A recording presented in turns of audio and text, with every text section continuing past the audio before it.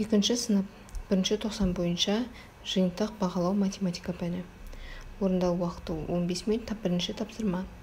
Түсіп қалған сандарды толықтырып жаз. Бұл жерде әртүрлі түсті карандаштар берілген. Бірінші, екінші карандашта 44-45 деген, одан кейін бос көздер бар және ең соңында 52 деген сан. Бұл жерде біздер сандарды 44-тен бастап 52-ге дейін өсу ретімен орналастырамыз. 44-45, келесі 46, 47, 48, 49, 50, 51, 52. Бұл сандар өсу ретімен орналасады.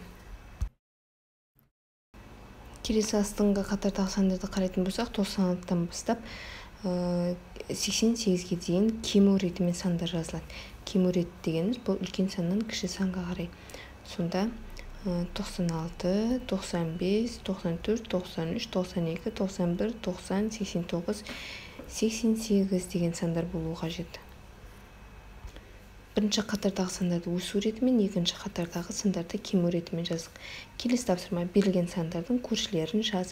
Бұл жерде 70 деген сан берілген, алдыңғы және артқы сандарын табу керек. 70-тен бұрын тұратын сан бұл 69, 70-тен кейінгі тұратын сан 71. Келесі 36 деген сан, оның алдыңғы саны 35, 36-тан кейінгі сан бұл 37. Келесі үшінші тапсырма, салыстыр. 23 және 32 сандарын салыстыру керек. 23 кем 32-ден.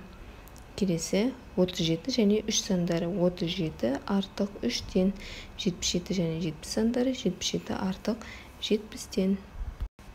Келесі санды разрядты қосылғыштардың қосындысы түрінде жаз. 76.